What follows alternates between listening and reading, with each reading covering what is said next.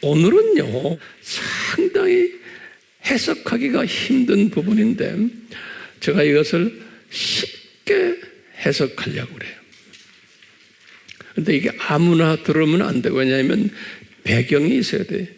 그래서 그 배경 중 하나가 지난주에 설교했던 내용하고요, 그리고는 우리가 항상 하나님의 신비라는 내용이죠. 하나님의 신비가 뭐예요? 창세전의 십자가 사건.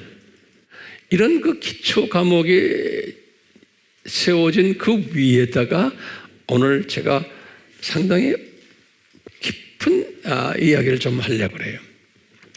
그 이야기를 하면서 우리가 계시록을 이제 오늘만이 아니고 계속해서 이제 계시록을 이제 공부하게 될 텐데, 이 계시록을 어떤 측면에서 공부하냐면은 이스라엘이라는 하나의 그 주제를 놓고 이스라엘을 중심으로 해서 계시록을 우리가 들여다보려고 해요.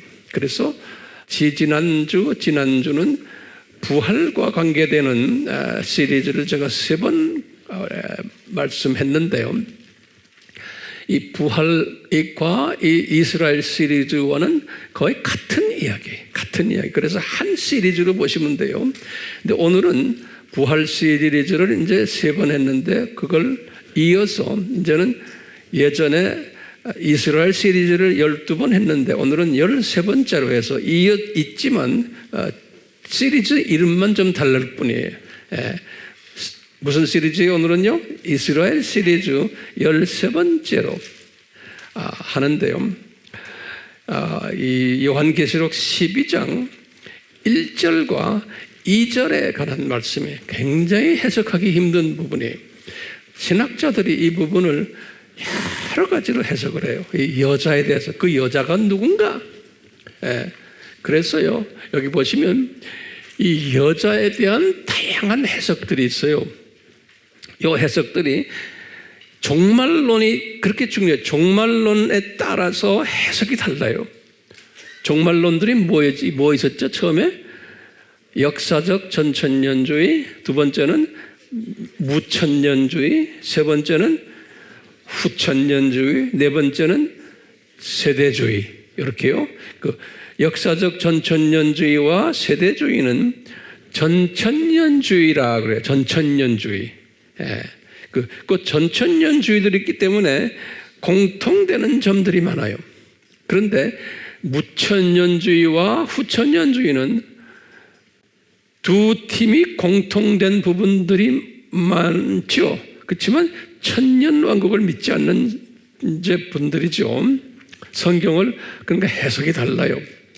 자, 여기 보면요, 이 네 그룹들이 이 여자에 대해서 오늘 말씀드리려는 그 여자를 누구라고 생각하느냐 할 때, 이 전천년주의자들은 그 여자를 이스라엘로 보고 그 여자의 아들을 예수님으로 보는 거예요.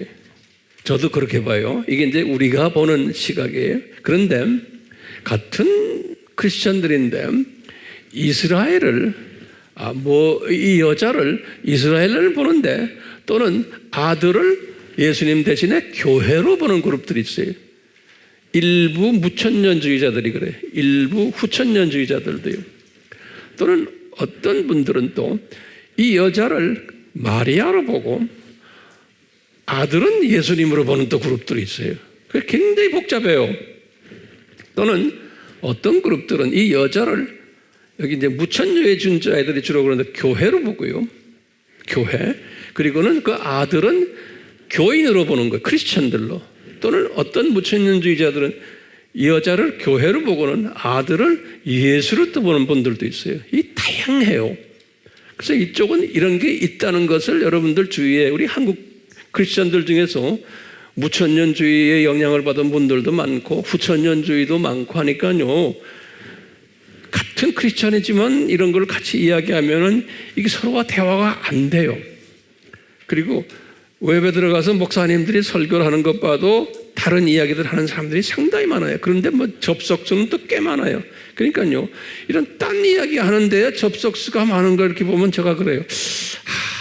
그러니까 이 소위 크리스찬들이라는 사람들이 좋아하는 게 이런 거구나라는 것을 제가 이렇게 짐작해요. 그러면서 이것도 문제가 별로 단순하지 않구나. 선호하는 게 있어요, 사람들이요. 자, 이걸 참고로 해놓고요. 그 다음에 이제 이런 걸 제가 오늘 깊이 설명할 텐데, 이 설명하기 전에 항상 우리가요, 지난 시간 걸 간단하게 보셔야 돼요. 그러니까 여러분들이 설교할 때도 똑같아요. 가르칠 때도. 지난 시간에 우리가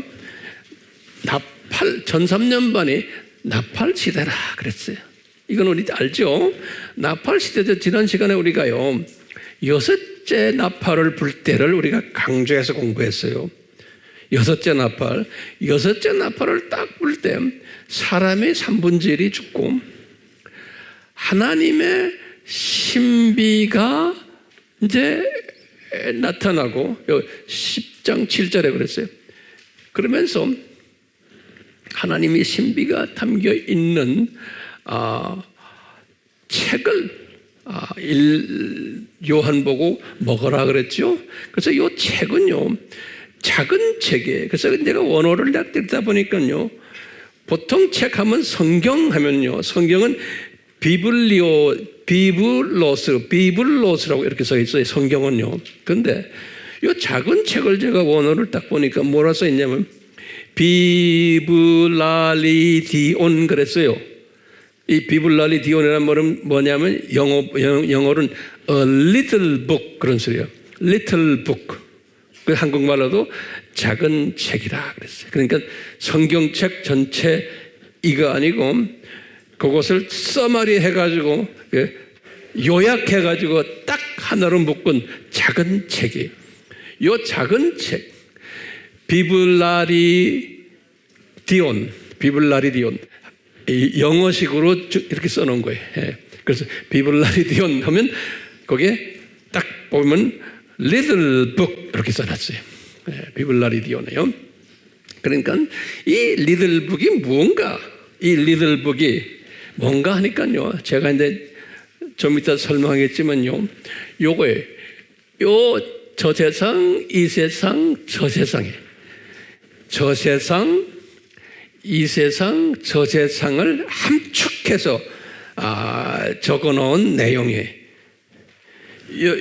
요것을 뭐냐면 하나님의 신비다. 이렇게 하나님의 신비다. 하나님의 신비를 적어놓은 책이다. 이 말을 다른 말로 표현하면요, 요 하나님의 신비는 요 창세전에 여기 창세전에 이 십자가 사건을 디자인한 거예요. 창세전에 십자가 사건을 디자인했기 때문에 사탄이 생겨나고 타락 사건도 일어나고 7,000년 이 세상이 다 있게 돼 있는 거예요. 창세전 십자가 사건을 충족시키기 위해서예요. 그리고는 이 끝난 다음에 7,000년 끝난 다음에 다시 저 세상으로 가는 것. 그러니까 창세전 십자가 사건이 뭐냐면 하나님의 신비라는 거예요. 하나님의 신비. 하나님의 신비를 내가 칠판에다 적진 않았지만 내가 자주 이야기했지만요, 이것을 바울에게 가르쳐줬죠. 바울의 개정하고 몇 년 후에요? 개정 35년에서 55년에 처음 가르쳐줬죠. 고린도 전설 쓰실 때 그거 좀 적으세요. 내가 칠판에 안 해놨지만 하나하나 적으세요. 아는 거지만 다시 적으세요. 다시. 창세전 십자가를 예정한 것을 바울에게 우선 가르쳐줬어요. 개정 직후가 아니에요. 한 20년 후에 성경 구절을 알지만 내가 다시 말씀드려요. 첫째, 고린도전서 2장 7절이에요. 그리고 고린도전서 4장 1절에도 그래요. 이것은 주후 55년이에요. 그리고요, 바울에게 로마서 16장 25절에서 26절에 주후 57년에, 그 다음에 에베소서 1장 3절에서 14절에 이건 주후 60년에서 62년에 옥중서신이 있대요. 똑같이 골로새서 1장 26절에서 27절에 이것도 주후 60년 62년에, 그리고는 디모데후서 1장 9절에 이건 주후 67년에 이렇게 최소한 바울이 한 5번을 이 하나님의 신비, 창세전 십자가 사건에 대해서 언급했어요. 바울이 주로 언급한 거예요. 다시 말해 바울이 이것을 깊이 깨달은 거예요. 바울이. 그 다음에 베드로도 깨달은 것을 또 한 번 말했어요. 베드로전서 1장 19절에서 20절에 이건 주후 64년에 이분이 65년에 순교했거든. 순교 1년 전에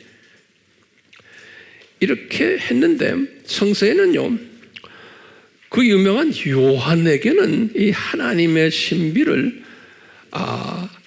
이렇게 베드로처럼 바울처럼 주지를 않았어요. 요한에게는. 그래서 요한복음에도 이 이야기가 없고요, 요한이 쓴 요한 1서, 2서, 3서에도 이제 요한계시록도 쭉 나오다가 요한계시록 12장 오늘 여기에서 이제 드디어 나타나기 시작하는 거예요. 요한계시록 12장 예언을 다시 예언하라 이럴 때 나타나기 시작하는 거예요. 요한에게요. 그러니까요, 요한이 지금 오늘 말하는 12장부터 시작을 할 때 12장 1절과 2절이 무슨 이야기냐면요, 제가 결론적으로 먼저 말씀드리면 이게 하나님의 신비를 요한에게 보여주는 거예요. 하나님의 신비를. 이 말은 뭐예요? 창세전 십자가 사건을. 근데 바울이나 베드로에게는 이렇게 요한에게처럼 자세하게 보여주질 않았어요. 그런데 오늘 우리가 공부하게 하는 건 요한계시록은요, 이 요한계시록은 뭐냐면 12장부터가 다시 예언하라고 그랬잖아요. 그래서 우리가 지난 시간에 봤지만 다시 예언할 때 처음에 첫 번째 예언이 뭐였어요? 첫 번째 예언이 요 11장 1절에서 2절이죠. 이게 뭐예요? 성전을 딱 보고 이 성전에서 무슨 일이 일어나고 있는 걸 봤어요? 멸망에 가져간 것들이 종교다원주의자들이 예루살렘 성전, 그게 제3성전이죠. 그런 일어날 것을 다 미리 보여줬잖아요. 그렇게 할 것을 미래형들에 미리 보여준 거고, 그 다음에 두 번째로 예언한 것이 두 증인이죠.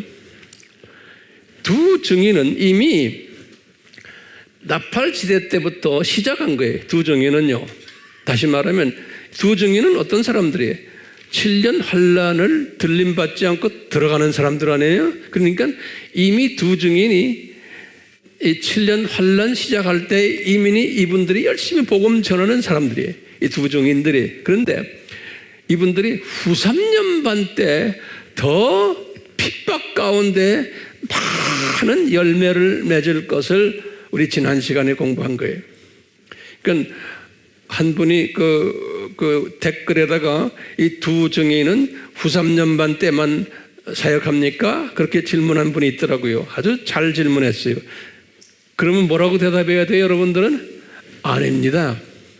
전 3년 반 때도 사역을 쭉 해왔던 분들입니다. 그래서 다시 예언하라고 그랬잖아요. 그래서 보면 이 예언을 첫 번째, 두 번째 예언을 하면서요, 이 두 증인들이 이제 고생하는 이야기들 쭉 나오잖아요. 자, 그런데 7째 나팔을 딱 불 때 이제 두 증인 이야기가 딱 나오고는 마지막 나팔을 부는 거예요. 여기 계시록 11장 15절에서 19절에 마지막 나팔을 불 때 요한에게 뭘 보여주시냐면 이렇게 보니까 요한이 딱 보니까 보좌를 딱 보는 거예요. 그 보좌가 지금 어디에 있을까요? 그 보좌가 공중에 예수님이 지금 내려오셨잖아요. 그 공중에 있는 예수님의 보좌에 예수님이 그냥 공중에 내려온 게 보좌를 가지고 내려오신 거예요. 예. 공중에 그 예수님이 보좌에 앉은 예수님을 요한이 딱 본 거예요. 그러니까 요한이 딱 본 거기에 24장로들이 이 주동이 돼가지고 예수님께 찬양하고 경배하는 모습을 쫙 요한이 본 거예요. 여기 지금 일곱째 나팔이에요. 일곱째 나팔. 딱 본 그게 어디에 기록되어 있어요? 여기 11장 15절에서 19절에 있어요. 나중에 집에 가서 자세히 보세요. 딱 보니까 뭐냐면 예수님께 경배하면서 뭐라고 그러냐면 예수님은 통치자이십니다. 24명의 장로들이 하시면서 예수님은 장차 심판 주시고 상급도 주시고 이 안 믿는 자들을 불못으로 던지시는 통치자이십니다. 이렇게 고백을 하는 거예요. 그럼 우리 항상 머릿속에 기억하세요. 우리 항상 도표에서 마지막 때 장면 있죠? 그 장면을 이렇게 생각하시면 돼요. 예. 아, 심판을 하시는 예수님 심판주시구나. 그리고는 안 믿는 분들은 다 불못으로 던지시는 분이시구나.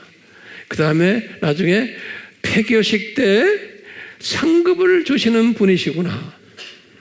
이런 것을 24장로들이 딱 미리 외치는 장면이 일곱째 나팔을 불 때에 나타나는 장면이 참 미래의 사건을 미리 보여주신 거예요.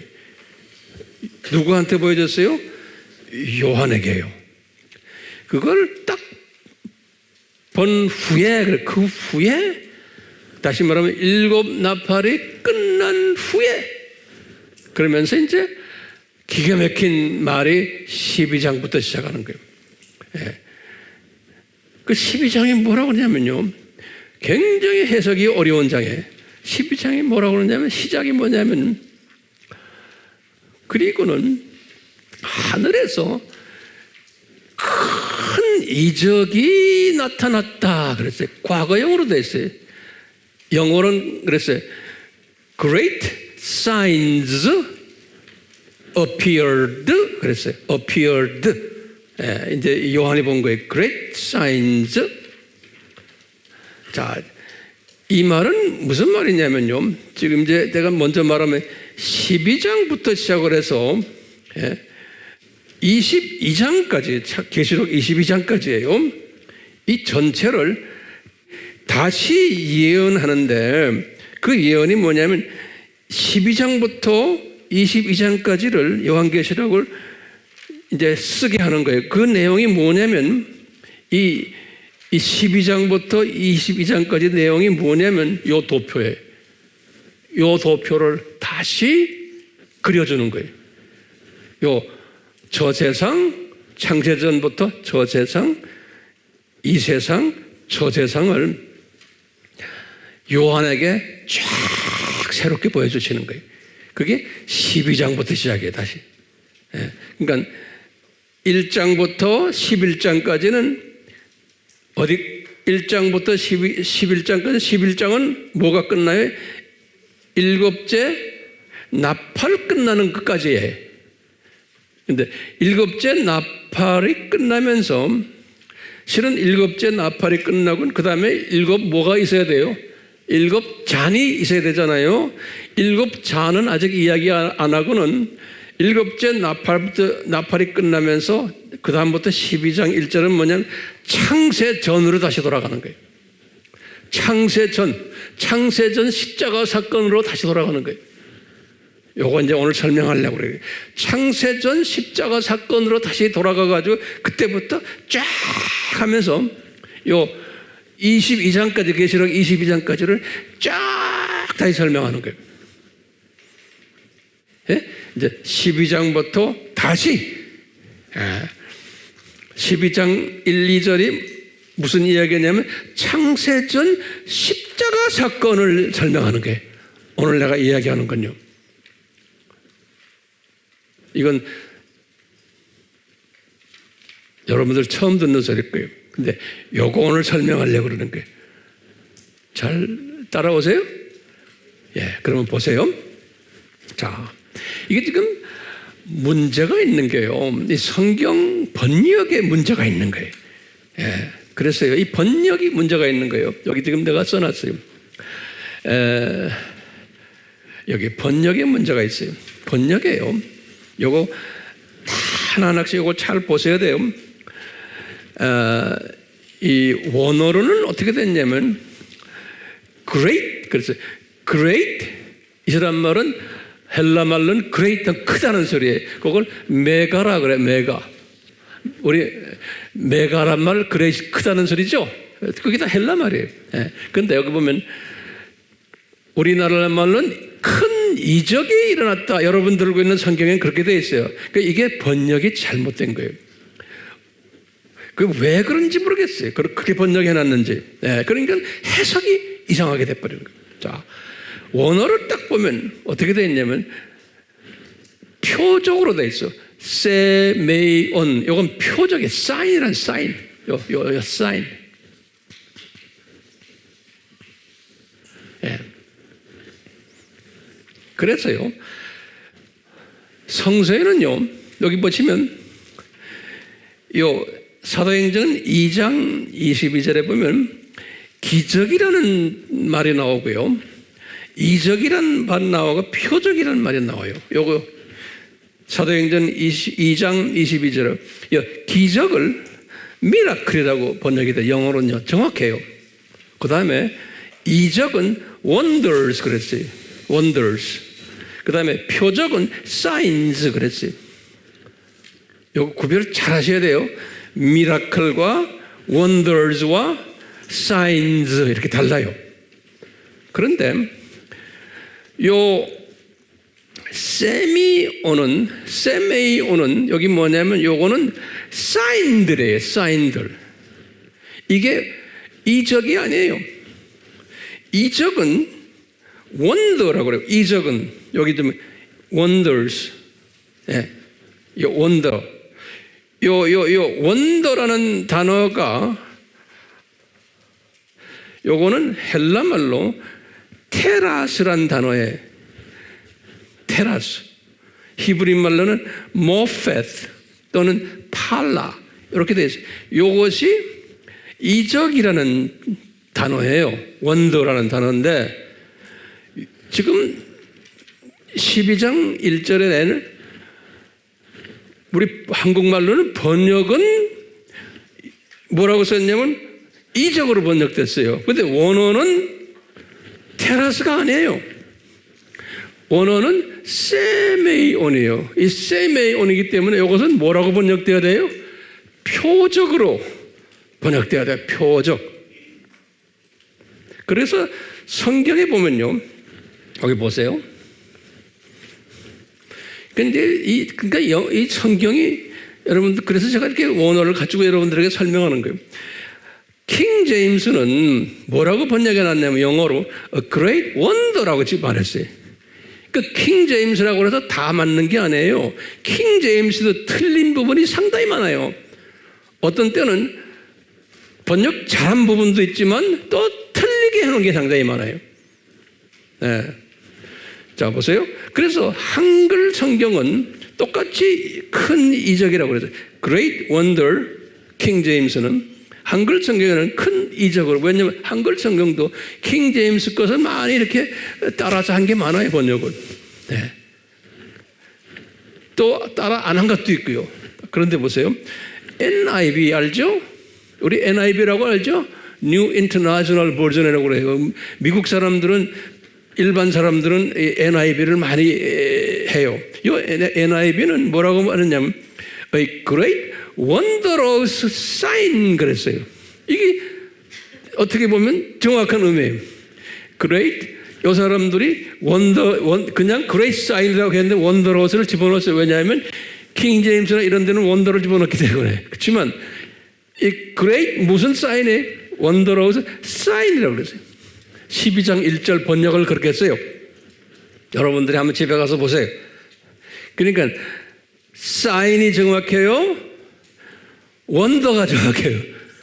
사인인 거예요. 오케이? 그러니까 또 다른 영어 성경들을 쭉 보면, 제가 영어 성경들을 여러 개 이제 우리 목회자들 또 학자들은 많이 갖고 있거든요. 원어 뭐 이런 걸 보면 대부분의 원어 성경들은 또는 일반 영어 성경들은 Great Sign이라고 번역되어 있어요. 요 Great Sign. 이게 정확한 거예요. 이 Great Sign. 12장 1절에 시작하는 거예요. 뭐냐면 일곱째 나팔이 끝난 다음에 12장 1절에 뭐냐면 하늘에서 큰 뭐가 일어났다고 이야기하는데 표적이 일어났었다. appeared 과거로 돼 있어요. 그러니까 이게 과거에 그런 일이 있었다는 거예요. 그러니까 지금 95년에 썼죠, 요한이. 근데 훨씬 과거에 great 표적이 있었다. 그것도 단수예요, 단수. A great sign이 표적이 있었다는 거예요. 그러니까 이적이 있은 게 아니에요. 여러분들 가지고 있는 성경이 그게 잘못됐다는 거예요. 내 무슨 지 알겠죠? 그러면 황 목사님, 그 표적이 뭡니까? 그래서 사인, 표적, 세메이온. 그러면 여러분들 딱 원어 딕션 사전을 딱 보면요, 뭐라고 써 있냐면 표적은 뭐냐면 표지판이라고 그래요. 표지판. 이게 무슨 말이냐면 우리가 한남대교 다리를 딱 지나자마자 경부고속도로 딱 타면 부산 방향, 부산이라고 딱 써 있는 게 보이죠? 우리 알죠? 그 부산이 바로 이 앞에 있는 게 아니잖아요. 이 하이웨이의 종착역이 부산이라는 거예요. 이 표지판 있죠? 이 표적판. 예. 이 말은 뭐냐면요, 이 여자가 이스라엘이라고 그랬어요.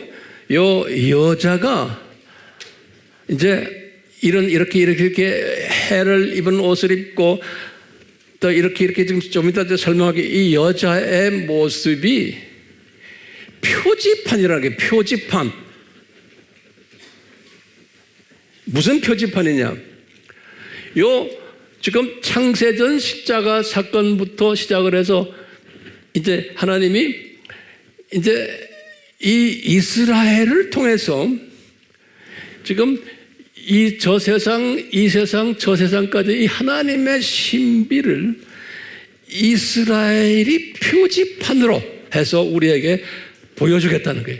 이스라엘의 모습들, 역사들, 이스라엘의 모습을 가지고, 이스라엘을 가지고 이 하나님의 신비의 숨겨진 뜻을 우리에게 표지판으로 보여주겠다는 거예요. 그러니까 이스라엘을 딱 보면은 앞으로 하나님이 저 세상, 이 세상, 저 세상을 어떻게 시나리오로 갈 것인가라는 것을 보여주시겠다는 거예요. 그러니까 표지판으로. 예. 그래서요. 자, 여기다 써는데 큰 표적이 하늘에서 나타난다. 12장 1절에 큰 이제 그러니까 여러분들 성경에도 큰 이적이라는 걸 지워버리고 거기다가 뭐라 써야 돼? 표적이, 사인이에요. 세메이온, 여기 단수로 돼요. 단수로. 메가, 그렇죠. 헬라 말은 이렇게 순서가 이렇게 됐어요. 세메이온 메가, 그렇지. 그러니까 큰 표적이, 표적판도 부산 표적판이 크게 있고 그 옆에 보면 서초 방향 이렇게 조금만 있어요. 양재 조금 붙어있고 그러죠. 조금만 표적판도 있는데 이건 great 표적판이에요. 그러니까 이 great 표적판이라는 말은 다시 말로 보면 뭐랄까, 큰 표적판은 목적지가 딱 있고 방향이 딱 있는 거예요. 그게 이스라엘이 우리에게 그걸 보여준다는 거예요. 이스라엘을 통해서. 이걸 전제로 해놓고요. 한번 보는 거예요. 그렇다면 이 여자가 어떤 모습으로 있는 것을 보여주는가? 요한이 본 게 뭐냐면 이 여자가 보세요. 이 여자가, 이 여자는 누구로 지금 우리 해석했어요? 이스라엘에. 그 다음에 그 아들을 낳는데 그 아들은 누구로 해석했어요? 예? 예수님이. 그러니까 이스라엘을 통해서 예수님이 나오신다는 거예요. 자, 그런데 보세요. 예수님이 나오신다는 그 말은 뭐예요? 그냥 예수님이 나오는 거예요? 아니죠. 창세전에 십자가 사건을 디자인하셨기 때문에 예수님이 나오시는 거예요. 예, 그냥 나오는 게 아니에요. 창세전 십자가. 그러면 이제 어떻게 목사님 창세전이로 해석합니까? 그러면 보세요.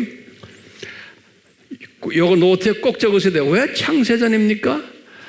하나님의 신비를 이야기하기 때문에 그러는 거예요. 요한이 하나님의 신비가 들어있는 책을 먹었죠? 하나님의 신비는 뭐였어요? 아까 우리 바울이나 베드로 봤죠? 뭐예요? 창세전 십자가 이야기가 하나님의 신비인 거예요.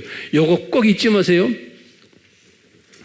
그리고는 이제요, 이제 우리가 다음 시간에 또 공부하겠지만, 요 3절에서 4절에 보면요, 그 다음 절에 보면 뭐냐면, 갑자기 사탄이 타락해가지고, 용이 타락해가지고, 용 똘마니들 3분의 1을 데리고 타락하는 장면을 쫙 본 거예요.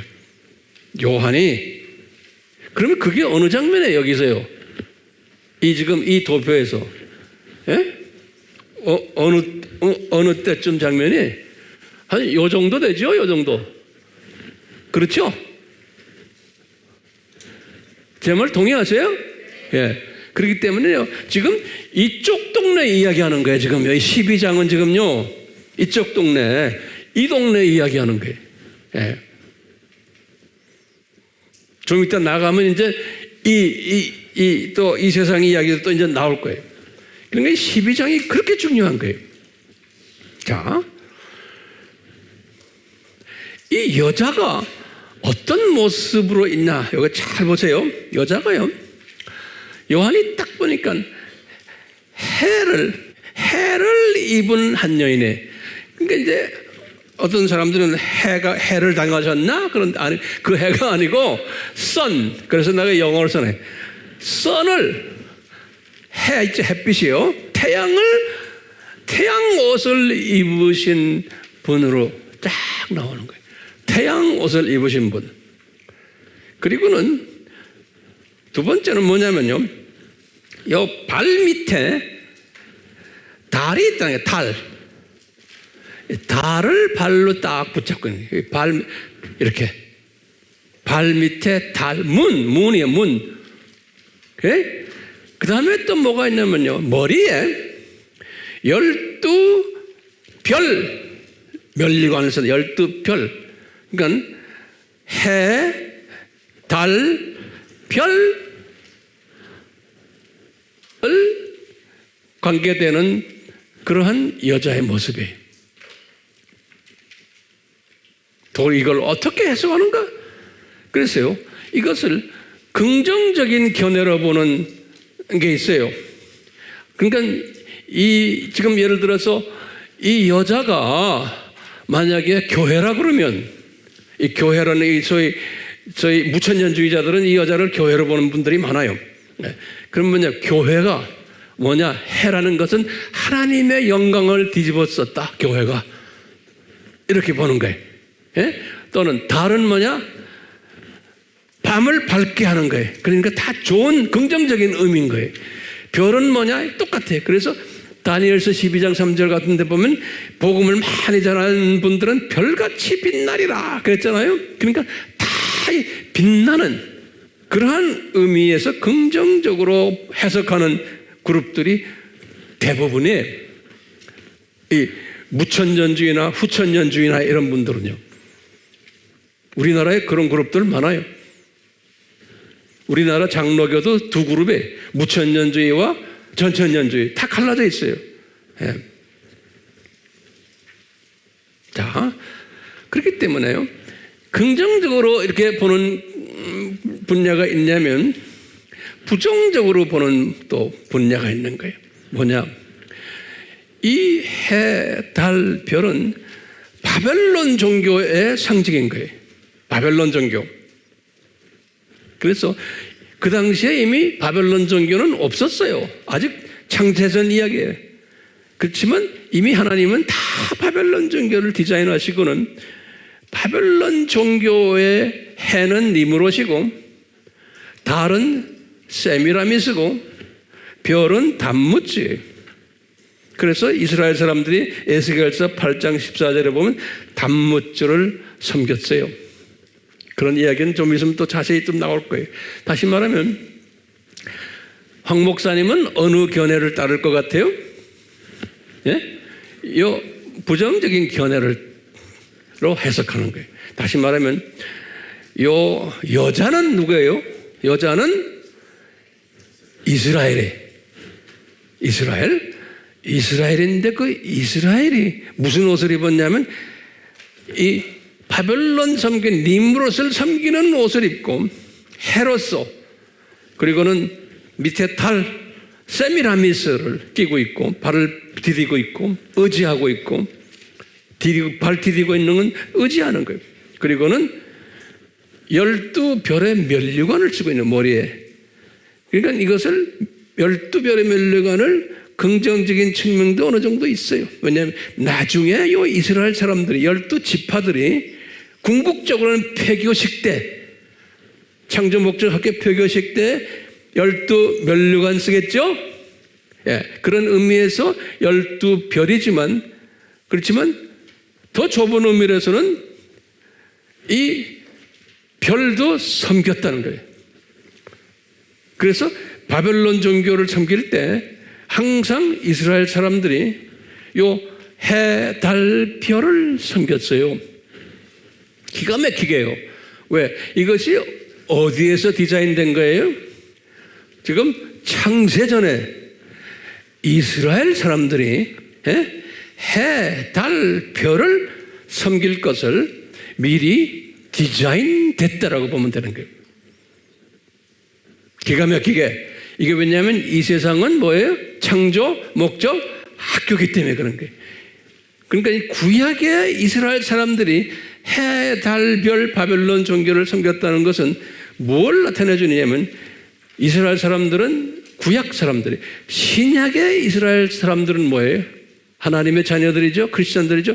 크리스찬들도 똑같이 바벨론 종교를 섬길 것을 직접간접으로 미리 다 암시해 주는 거예요.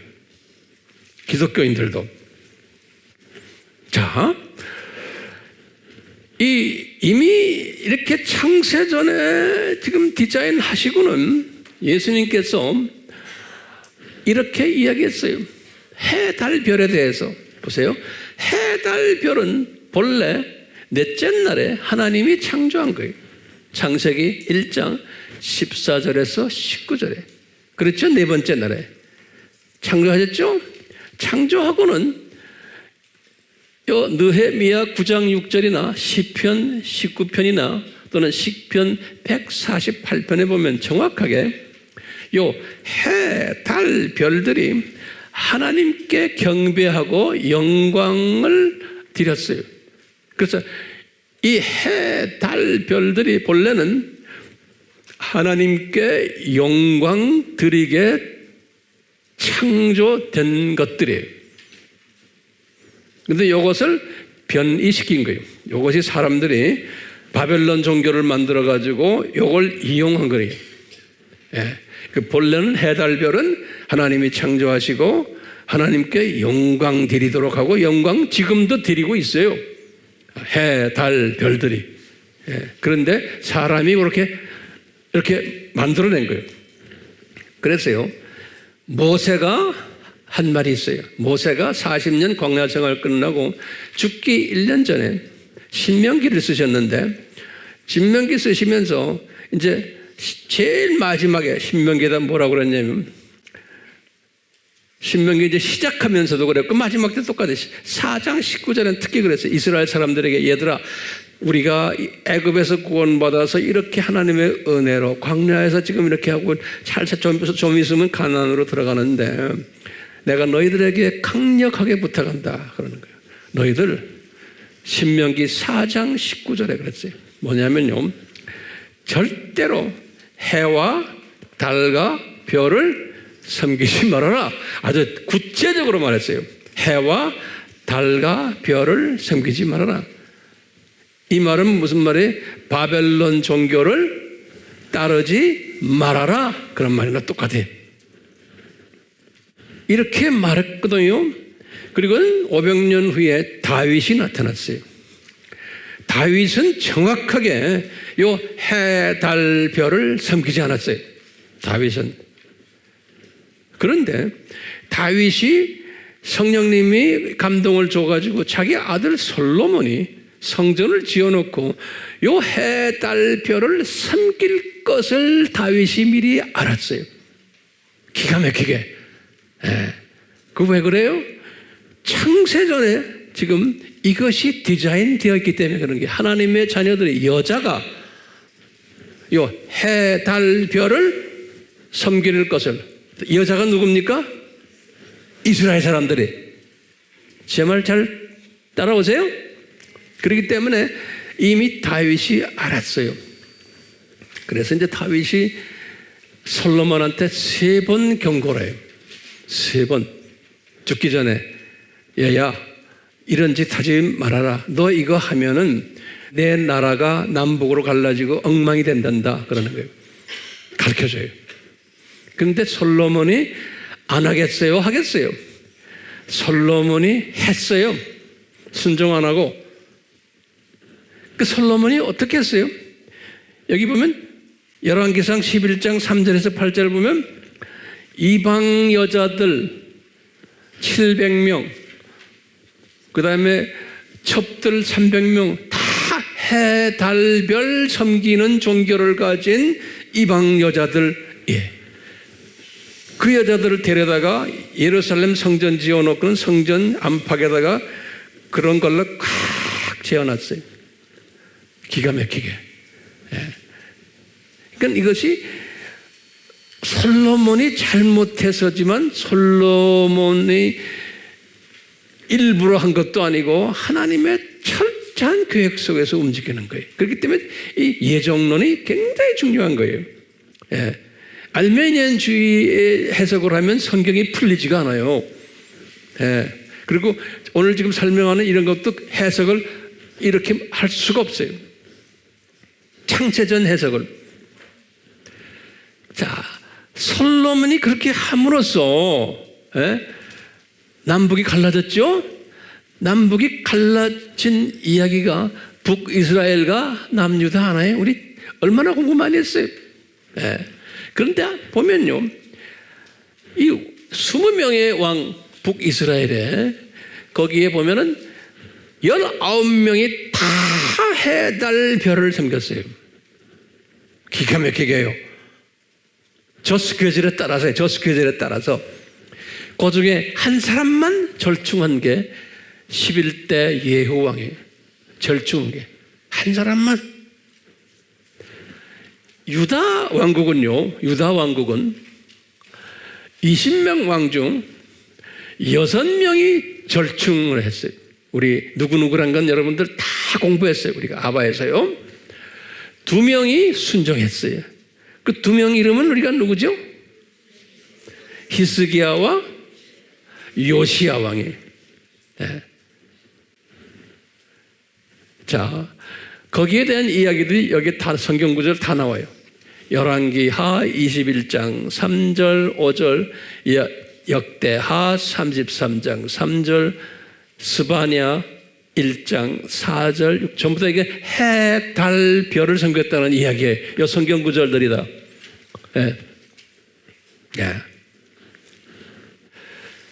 이 바벨론 종교 하면은요, 우리 종교의 기원책, 여자의 후손책에 쫙 나오죠. 제가 니무롯, 세미라미스, 담무스.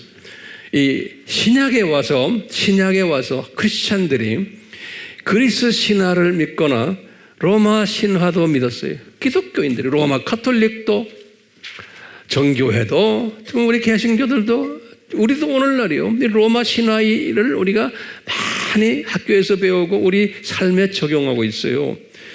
이 지금 니무롯을 제우스라고 그래. 그리스 신화에서는, 또는 로마 신화에서는 주피터라고 그래. 그걸 목성이. 우리 지금 월화 수목 금토 이 요일 지키는 것도 다 이 바벨론 종교의 잔재들이에요. 예. 이 니무롯을 또는 그리스 신화에서는 아폴로라고 그래요. 로마 신화에서도 아폴로라고 그래요. 그건 태양이라는 소리예요. 태양. 아폴로라는 소리가요. 그래서 뭐 오늘날 무슨 뭐 이 아폴로 메토 뭐 아폴로 이야기 많이 하잖아요. 사람 이름도 아폴로도 있고요. 우리 삶 속에서 기독교인들도 이걸 많이 그냥 하고 있어요. 세미라미스는 아테미스, 그리스로요. 미네르바, 이건 지혜와 예술의 신이고, 니케, 우리 신발도 니케 있죠? 나이키 신발이요. 여러분들 신고 다니잖아요. 나이키 신발. 이게 빅토리아라는 뜻이에요. 이게 로마로는 말이에요. 승리의 여신을 나이크라고 그래요. 니케, Nike. 그걸 우리 발로 하면 니케예요. 그런데 영어로 발음하면 나이키. 누가 나이키 신발 신고 있어 지금? 단무즈는 헤르메스 또는 머큐리, 이건 수송이거든요. 이건 웅변 또는 상어불. 수요일, 수송은 수요일. 그 다음에 세턴, 그래서 토성, 토요일 이야기예요. 농사의 신이. 다 이게 단무지. 에로스, 큐피트는 로마 말로 사랑과 연애하는 에로스. 이런 걸 우리가 다 쓰고 있어요. 교회 안에서도요. 자, 제가 결론적으로 말씀을 드리면서 중요한 말씀을 좀 드리려고 그래요. 이 여인의 모습을 제가 다시 한번 보시면 헤로스 옷 입고 있고, 그러면 이게 무슨 말인지 알겠죠? 이 여인이 누굽니까? 구약의 이스라엘, 신약의 누구예요? 기독교인들. 이 사람들이 이렇게 바벨론 종교와 혼합돼서 살 것을 미리 다 보여주신 거예요. 어디에서요? 오늘 계시록 12장 1절에서 이제 2절에서 딱 보면요, 이 여자가 이런 가운데 이렇게 바벨론 종교의 옷을 입고 그런 행동을 할 때 이 여자가 아기를 뱉다는 거예요. 아기를. 그래서 아기를 베가지고 심한 산고를 하고 있다. 그래서 심한 산고를 하고 있다. 그래서 여기 오늘 2절에 요 아기가 누굽니까? 우리 식으로 말하면 예수님이에요. 그렇죠? 그러니까 예수님이 이스라엘 사람들을 통해서 그 안에서 나오신다는 거예요. 예수님이.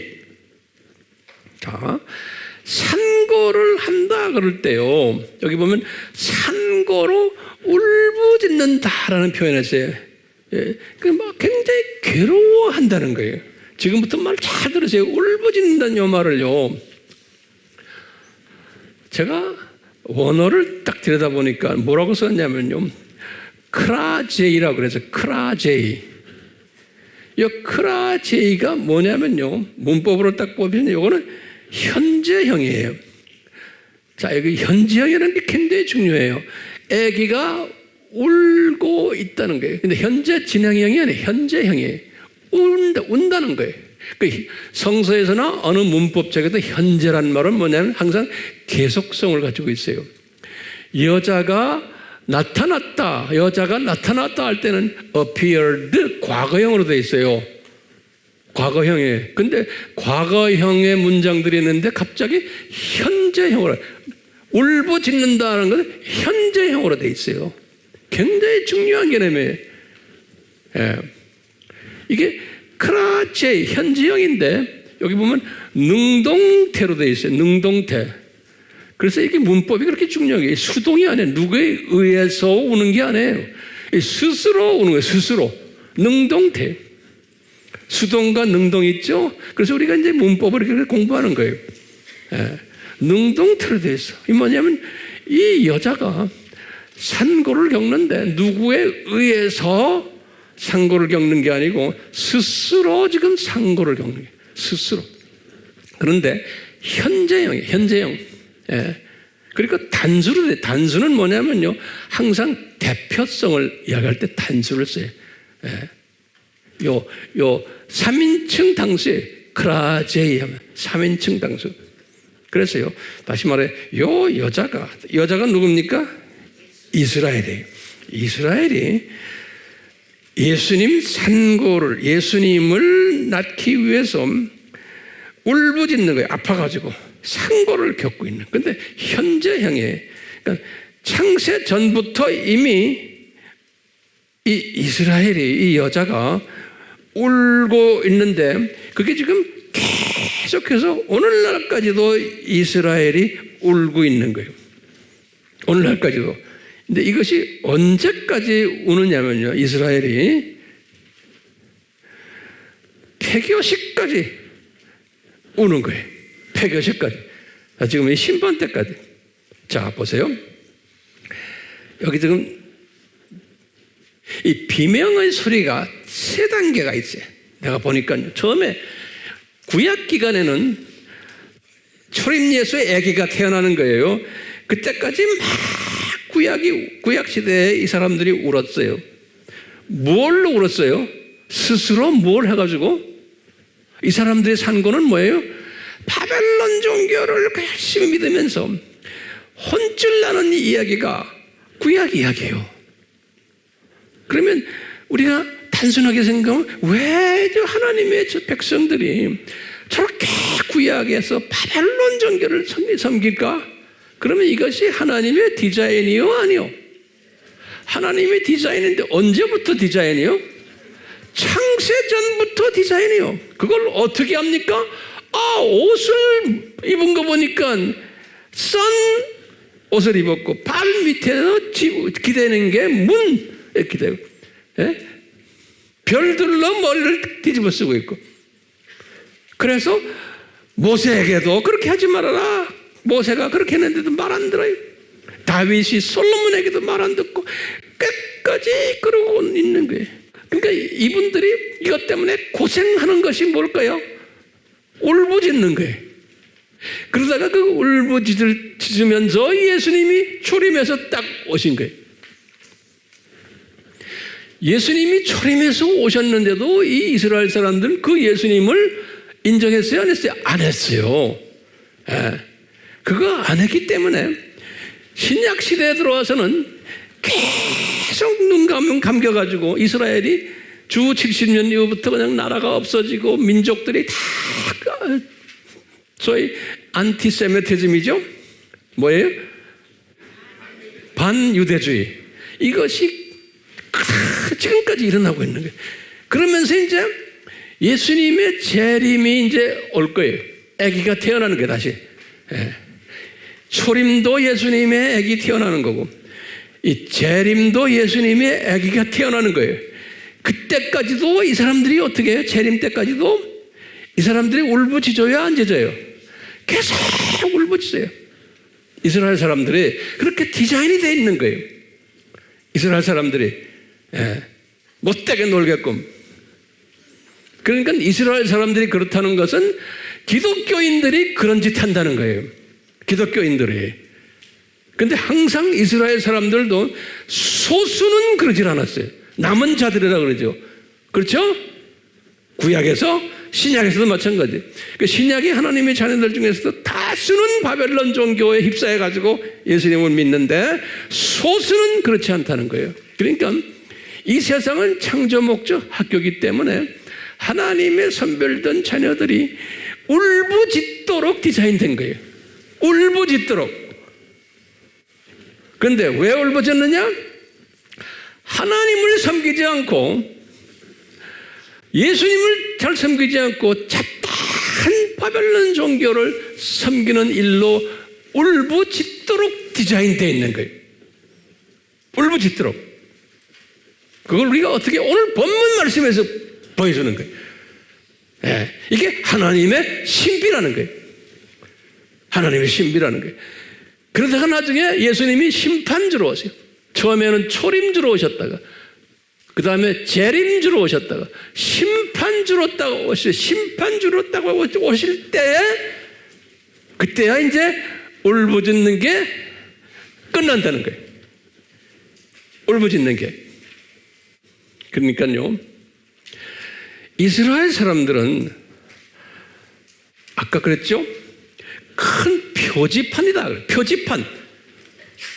그것도 적은 표지판이 아니고, 예? 부산 갑니다. 부산으로 딱 써놓은 거예요. 한남대교 딱 건너자마자. 그러면서 왜 부산이 갑자기 나와요? 이게 부산 가는 길이에요. 똑같아. 창세전에 이 여자를 통해 가지고 표지판으로 보여준 거예요. 이 표지판은 뭐냐? 저 세상, 이 세상, 저 세상 이 방향을, 목표를 쫙 표지판으로 보여주면서 이스라엘 사람들이 우리에게 보여주는 거예요. 이분들이 바벨론 종교로 뒤집어 쓰고는 바벨론 종교를 믿으면서 그 울부짖는 그 모습을 우리에게 표지판으로 보여주는 거예요. 그리고는 신약에 와서 하나님의 자녀들이 그대로 또 그렇게 따라올 것을. 예. 그런데 항상 그 안에 소수가 그렇지 않다는 것을 보여주시는 거예요. 그 소수는 나중에 폐교식 때 어떤 분들이, 예? 리더가 되는 사람들이. 그렇기 때문에 이스라엘은 큰 표지판이며 이 사람들은 창조 목적, Creation Purpose, CP, 창조 목적을 역행하는 역사로서 역할하는 사람들인 거예요. 그리고는 조교팀들이 돼서 하나님의 자녀들에게 이것을 역사 무대에서 보여주는 거예요. 이분들이 우리 크리스천들에게 보여주면서 이런 것이 하나님의 신비다라는 것을 보여주는 거예요. 그럼 언제까지 이분들이 이 표시판으로 보여주는가? 예? 이 울부짖는 모습을 폐교 때까지 주님이 보여주신 것이라는 거예요. 이것 소화가 되세요? 제가 이거 고민했어요. 이거 우리 팀들이 소화할 수 있을까? 조금씩 눈이 좀 떠져요? 매주마다 조금씩 눈이 뜨기를 원하면서 한꺼번에는 안 되잖아요. 조금씩 눈을 뜨는 거예요. 자, 그러면요, 제가 결론적인 한마디만 하고 끝낼게요. 그러면 오늘 제가 이렇게 설명한 이 설교 내용이 모든 하나님의 자녀들에게 이것이 수용될까요? 안 되게 돼 있는 거예요. 수용 못해요. 그런데 수용하는 사람들이 있어요. 이것은 하나님의 은혜로예요. 그런 사람들을 남은 자들이라 그랬어요. 신구약을 통해서 남은 자들. 요 남은 자들은 은혜로 남은 자들이 돼가지고 수용하도록 주님이 이렇게 디자인하신 거예요. 그런데 요 남은 자들은 어떻게 사람들에게 취급을 받냐면 유대인들도 구약에서도요, 요 남은 자들이 항상 유대인들에게서 핍박을 받았어요. 똑같이 유대인들에게서 왕따 당하고 따돌림 당하고 소외당했어요. 기가 막히게. 똑같이 신약시대에 들어와서도 이 남은 자들이 소수지만 기독교인들에게서 미움당하고 핍박당하고 소외당하고 그러는 거예요. 여러분들 이 준비를 뭐 대수에 물어보는 것보다 여러분들이 삶 속에서 이걸 경험하고 있잖아요. 그렇죠? 예. 뿐만 아니라 이 남은 자들은 이런 핍박 가운데서도요, 주님의 재림을 지금 오늘날은요, 직접 간접으로 전하지 않으면은 몸이 쑤시는 사람들인 거예요. 그러니까 몸이 쑤시나 안 쑤시나에 따라서 내가 남은 자인가 아닌가 이 구별이 되는 거예요. 이게 몸이 쑤셔야 돼요. 안타까워하고 그냥 입만 열면은 자꾸 이야기하고 그럼 사람들이 너 미쳤구나, 너 너무나 지나친 것 같다라는 말을 들어야 되는 거예요. 그러니까 이 남은 자들은 그냥 몸에 쑤시는 것뿐만 아니고 내가 이것을 외치지 않으면은 막 그냥 내가 몸이 열이 나는 것뿐만 아니라 상대방들을 보면은 불쌍해 보이는 게 저 사람들이 좀 몰라서 저러는데 같은 기독교인인데 안타까운 마음이 드는 그런 사람들이 요 남은 자들인 거예요.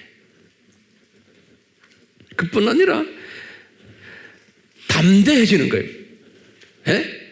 담대해져 가지고 듣던 안 듣던 나는 그냥 말하는 사람이에요. 사람 눈치 안 보는 사람이에요. 이제는 사람 눈치 보는 데에서 벗어나셔야 돼요. 듣던 안 듣던 미워하든 왕따 당하든 이런 마음을 가진 사람은 또 어떤 증세가 있냐면은 만민들이 눈을 뜨도록 해야 된다는 절박감을 가지고 내 민족만이 아니고 타민족들도 이 주님의 재림을 알아야 되겠다라고 생각하고는 그들을 향해서 기도하고 물질로 봉사하고 또 주변 사람들에게 여기에 참여하라고 또 막 선교 동원가 역할도 하고 이러는 거예요. 누가 시켜서가 안 해. 근데 이런 데 참여 안 하는 사람은 아직 먼 사람이에요. 이런 마음이 없는 사람은 그저 내 눈에 보이는 문제 해결만 가지고 하는 사람은 무슨 시각자예요? 병아리 시각자들인 거예요. 그러니까 우리 목적은 뭐예요? 이 병아리에서 참새로 좀 올라갔다가 거기에서 뭐로 올라가라고요? 독수리로 올라가라고. 이 독수리로 올라간 사람은 세상을 보는 시각이 다른 사람들, 이 세계관이 다른 사람이에요. 자기도 모르게. 그래서 아하, 나는 이 세상의 나그네구나. 바울의 고백이죠. 베드로의 고백이죠. 나는 이 세상의 순례자구나. 잠깐 왔다가 이제 가는 천국 시민이구나. 이걸 항상 고백하며 그러면서 이사야 40장 6절 8절의 고백처럼 이사야도 그런 거예요. 사람이 아무리 육이 이쁘고 꽃 같고 풀 같고 이래도 잠깐이면 다 시들어진다는 거예요. 이것을 이사야도 깨닫고 고백한 것처럼 저도 여러분도 이 남은 자 반열에 들어온 사람은 벌써 삶의 증세가 달라요. 생각하는 게 다르고. 그렇기 때문에 저는 그래요.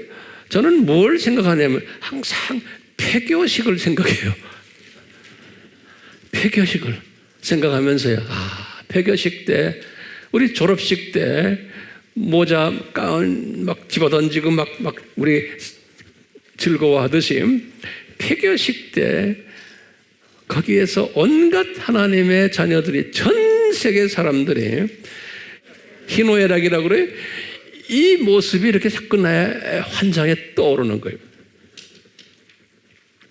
폐교식을 항상 생각하는 그게 비저너리 맨인 거예요. 그렇죠? 이 비저너리 맨이 바울이 항상 그걸 봤어요. 그러니까 이 멀리 독수리 시각으로 보니까요, 오늘날 일어나는 모든 일들을 그냥 내가 소화할 수 있는 거예요. 그냥 안아줄 수 있고요. 오늘날에 일어나는 모든 부조리들도 내가 소화하는 거. 이건 당연히 이런 일들이 일어나게끔 돼 있구나. 우리가 지금 오늘날 이렇게 한국 교계도 보면 뭐 누구라고 말 안 하지만 아직도 그냥 목사들끼리 서로 뭐 애국운동 한다 안 한다 서로 싸움하고 그러잖아요. 이제 그런 분들은 그렇게 놔두세요. 왜냐하면 그런 분들은 그런데 전문가들이에요. 그런 분들이 또 필요한 거예요. 그렇지만요, 우리는 거기에서 더 올라가서 제가 볼 때는 그분들은 그냥 참새 시각으로 지금 하는 것 같아요. 근데 그런 사람들은 항상 다 역사 속에서 있었어요. 있었지만 우리는 그런 분들을 위해서 기도해 주며 그분들은 이제 그만 좀 싸움했으면 하고, 왜냐하면 전도의 문이 막히는 거예요. 왜냐? 자기가 강하고 내가 하는 것이 이것은 하나님이 꼭 원하는 거고 하나님이 즐거워하고 기뻐하는 거라고 본인이 생각하기 때문에 그러는 거예요. 그걸 믿고 있기 때문에. 거기다 자기 욕심도 많이 들어가 있고 자기도 모르게 그렇게 되는 거예요. 그게 나쁜 게 아니에요. 그게 신구약의 하나님의 자녀들의 역사를 들여다보면 그런 사람들이 깔려 있었어요.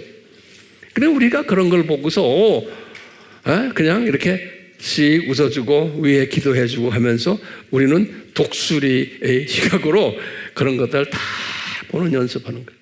이런 것들은 항상 있는 거다. 오늘은 요한이 본 것이 그 짧은 두 절이지만 12장 1절과 2절 그 두 절 속에 뭐가 들어있었어요? 큰 저 세상, 이 세상, 저 세상을 한눈으로 쫙 보게 된 거예요. 이것을 기초로 해서 이제 앞으로 이제 계속해서 이제 하나하나 이제 또 주님이 우리를 이끄실 거예요. 아멘. 예수님, 감사한 것은 우리 아미 팀들이 이렇게 이 어려운 예수님의 가르침을 조금이라도 소화할 수 있도록 은혜 주시면 너무나 감사합니다. 주여, 우리가 미움을 당하고 따돌림 당하고 소외를 받더라도 이 주님의 메시지를 전하지 않으면 몸살을 일으키는 그러한 복된 자들 되도록 은혜 베풀어 주시옵소서. 예수님의 이름으로 기도드리옵나이다. 아멘. 이 여인의 모습을 바울과 베드로는 요한처럼 이렇게 구체적으로 보지를 못했어요.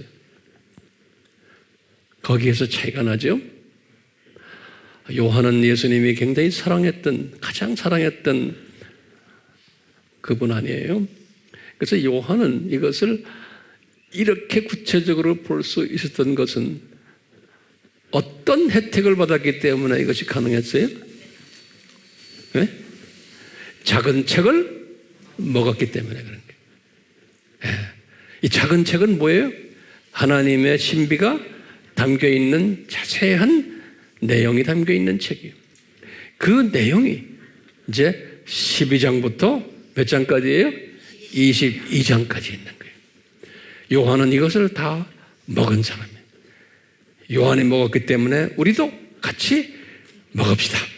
아멘.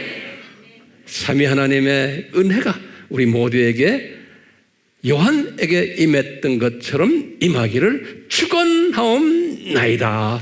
아멘.